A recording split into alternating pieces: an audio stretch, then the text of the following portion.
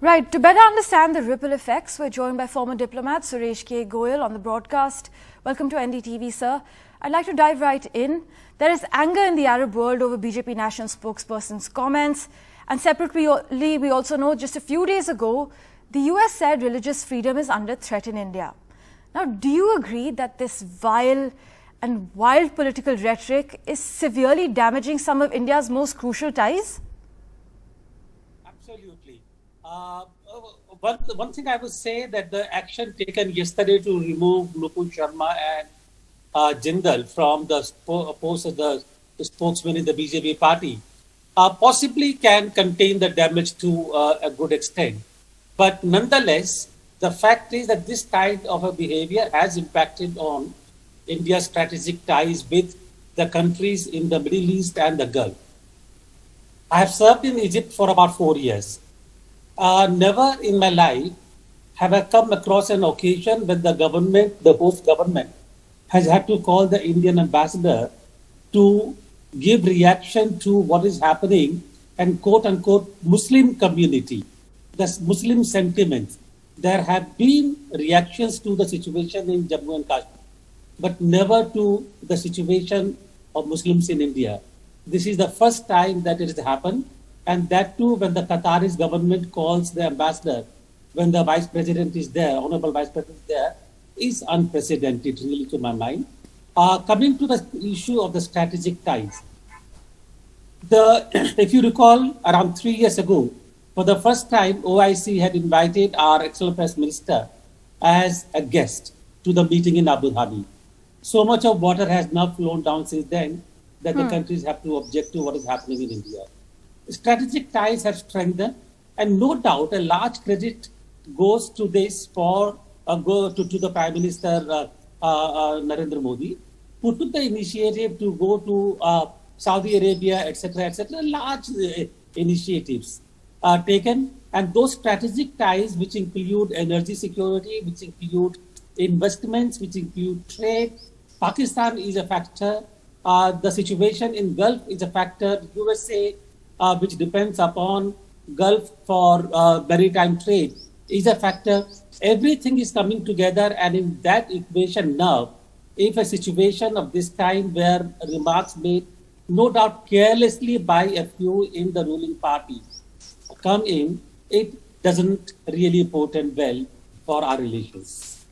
Right. Just picking up on the fact that you mentioned the ruling party, would you say the ruling party's statement in reaction to the social media backlash is in contrast to New Delhi's tone when it accuses the United States of, say, indulging in vote bank politics in international relations, after the US Secretary of State spoke of rising attacks against people and places of worship in India? Every country is sensitive to remarks being made about the social issues in that country.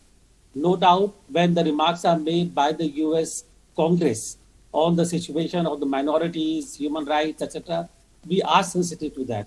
And equally, when remarks are made by somebody, on Paigambar Mohammed, who is the Nabi, who is the messenger of Prophet for the Muslims, it is no doubt going to raise heckles in the countries where Islam is the official religion, and that is what is happening. I think it is necessary that even if those are fringe elements, that there is some kind of a censor to them, control them, that they should not make statements which can impact on our relations with other countries. Right. From what you're saying, it's clear that domestic rhetoric has serious international consequences. What do you suggest needs to be done for India to walk the talk of being Vishwaguru? I think essentially what has happened over several years now, it's just not simply not the issue of religion, freedoms, and so on and so forth. I do see that there is a lot of religious divide now in the country. We need to control that. We need to make sure that the democratic fabric of the country which was actually known for the religious amity, where people from the Middle East came for yoga, etc., they still come for yoga, etc., the image of India as a country Let me give an example.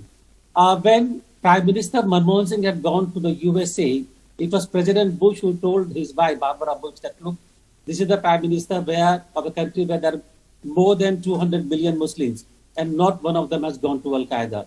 I think we need to get back to that kind of a social fabric. And that depends a lot on our own policies, our own politics in the country. Right. Do you agree that the Islamophobic discourse in our country has reached dangerous levels?